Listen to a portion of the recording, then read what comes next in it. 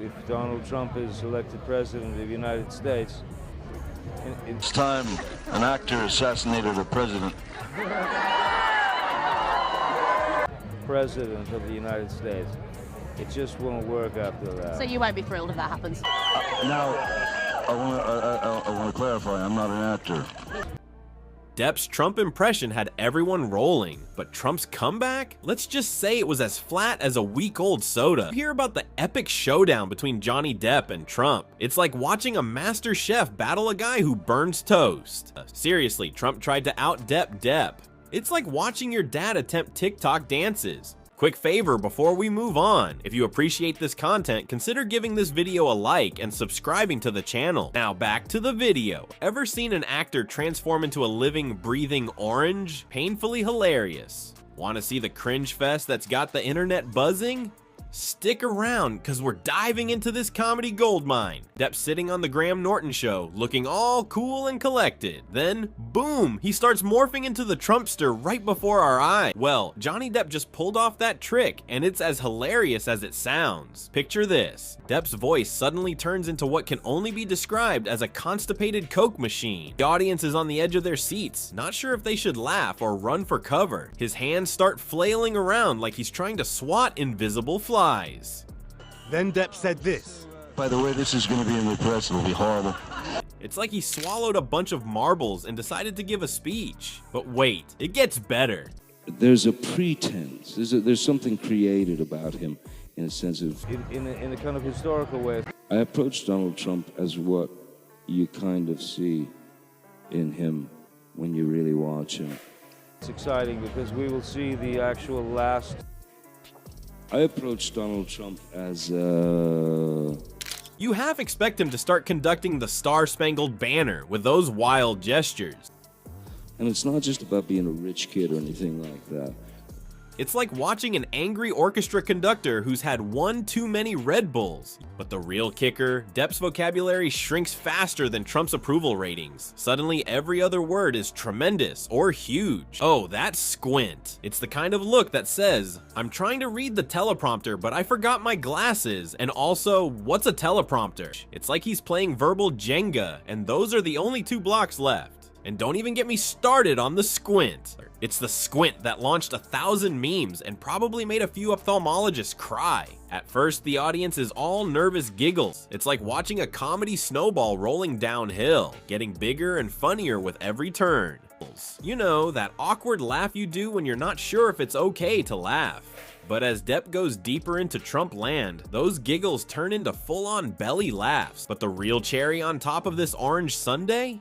Depp nails Trump's wall obsession. He goes on about how he wants a sensational wall, a fabulous wall. It's gonna be huge, so huge you can see it from space. And who's gonna pay for it? Mars. By the end of it, the audience is in stitches. It's like he's trying to sell us on a new line of Trump-branded room dividers. You'll love this wall, folks. If Depp doesn't just look like Trump, he becomes Trump. It's like he took a deep dive into the orange abyss and came back with comedy gold.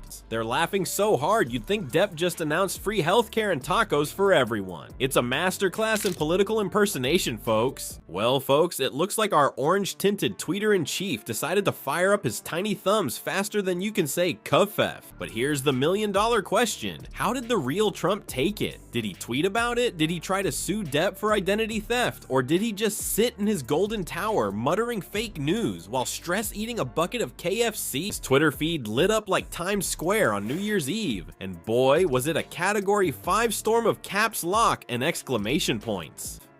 Trump's reaction to Depp's impression was about as calm and collected as a cat in a room full of rocking chairs. It all started when Trump caught wind of Depp's spot-on impersonation. You could almost hear the gears grinding in that golden-haired head of his.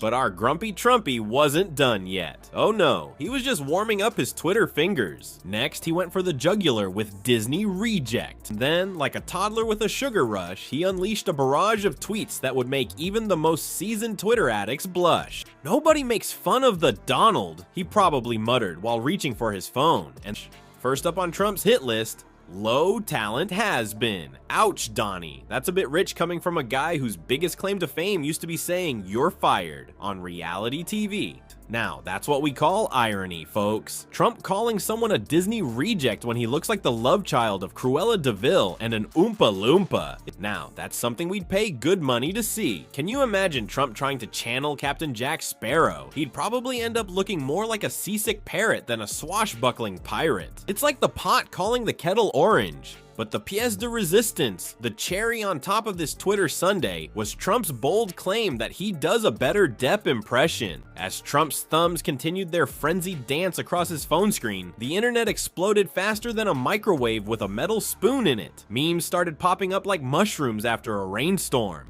But wait, there's more. Trump's loyal army of supporters, always ready to defend their dear leader's honor, sprang into action. They started calling for a boycott of Depp faster than you can say overreaction. Expectations versus reality. It was like comparing a 5-star meal to a half-eaten gas station hot dog. It was like watching a group of angry toddlers trying to organize a protest against nap time. Here's the kicker, though. Trump's Twitter tantrum actually turned out to be the best thing that could have happened to Depp's impression. Their swift mobilization on social media was impressive though. If only they put that much energy into fact-checking.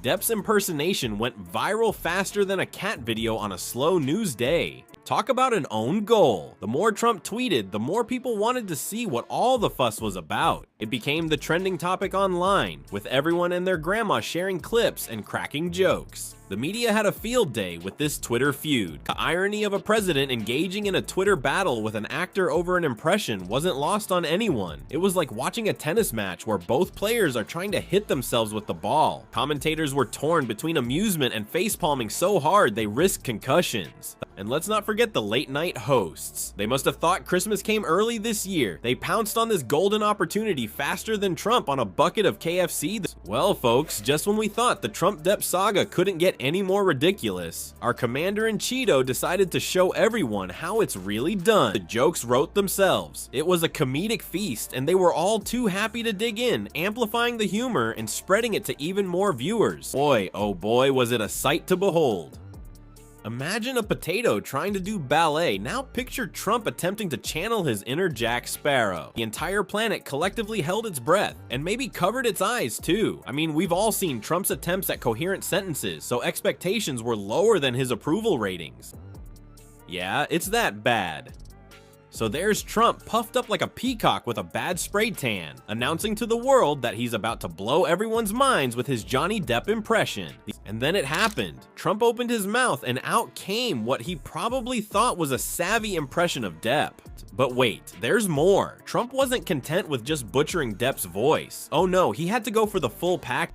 But let me tell you, it sounded more like a drunk pirate who'd been hit over the head with his own rum bottle. It was less savvy and more scurvy, if you catch my drift. It was a disaster of Titanic proportions, minus the romantic music and Leo DiCaprio. And let's not forget the visual aspect. He attempted Depp's signature walk, but instead of the smooth swagger of Captain Jack, we got what can only be described as a constipated penguin waddling across an ice rink. Trump, in his infinite wisdom, thought he could recreate Depp's iconic eyeliner look. Spoiler alert, he couldn't. Instead of the smoldering gaze of a pirate heartthrob, we got more spray tan around his eyes.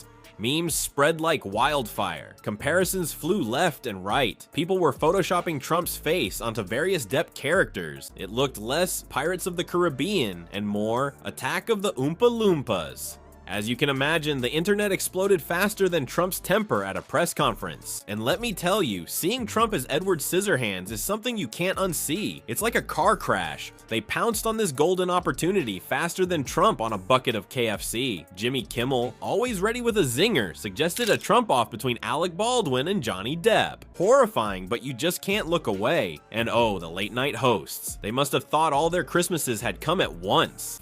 The public reaction was a beautiful mix of laughter and disbelief.